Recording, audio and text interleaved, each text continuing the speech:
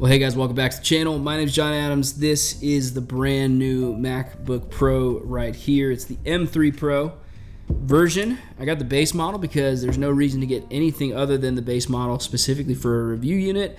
We'll go over some reasons later why you might want to upgrade. First and foremost, before we unbox the actual computer, I'm gonna go ahead and look at this.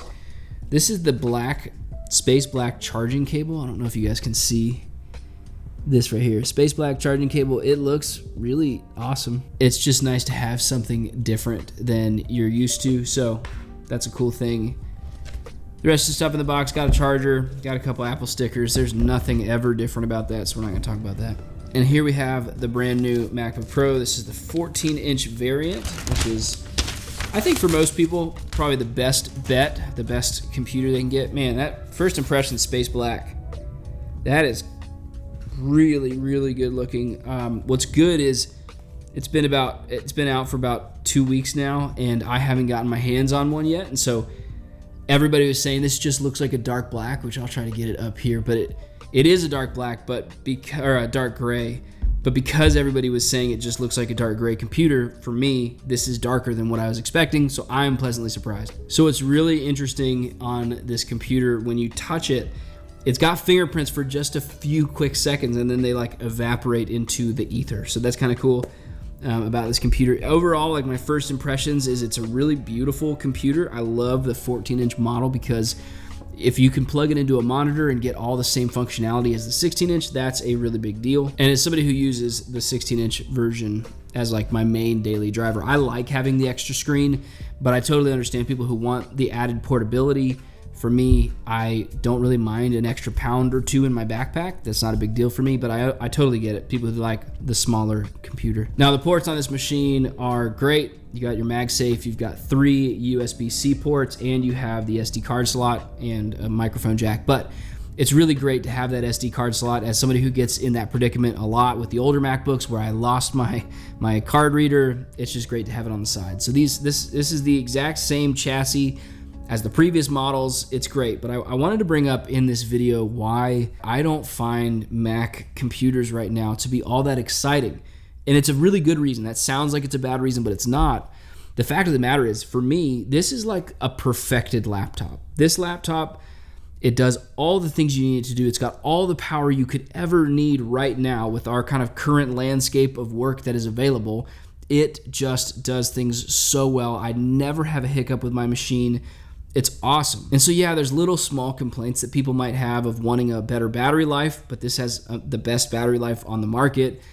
People could want an OLED screen, but that mini LED screen looks absolutely fantastic. It's almost like OLED. I do understand the biggest complaint that people have with Apple, which is, hey, why is your storage and your memory options so expensive? And that's true, like they really are ridiculous. But if you're looking at just the ability of this laptop to get your job done, it pretty much is perfect. And so that's why I haven't really been all that excited to review these, because it's the exact same thing for me.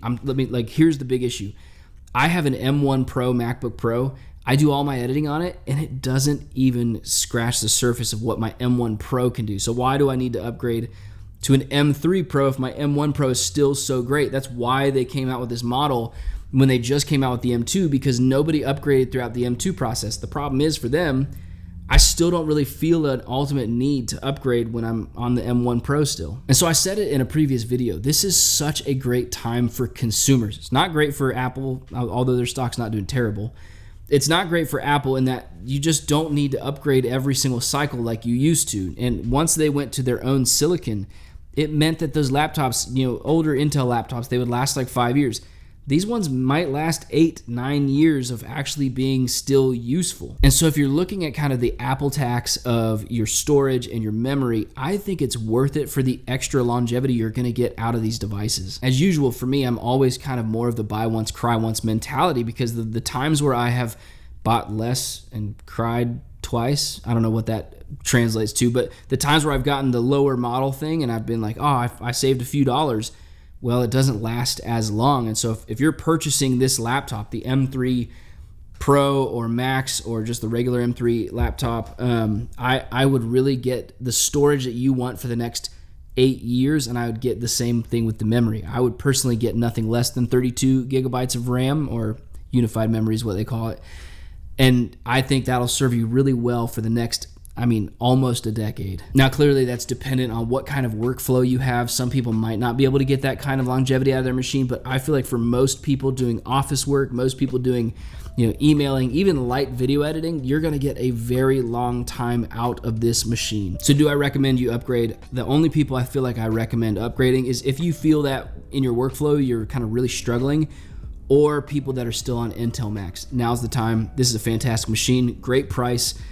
You should probably upgrade the things so that it'll last a long time, but you're not gonna go wrong with it. It's better than any Windows laptop that's out right now. So guys, I appreciate you. Sorry for making a video while sick, but the show must go on. And if you made it this far, please like the video. Let me know what you think down below in the comments. What do you think of this laptop? Is it worth people buying? Yes or no? Tell me why. I appreciate y'all. YouTube's gonna recommend another video right here. I love y'all. See you in the next one.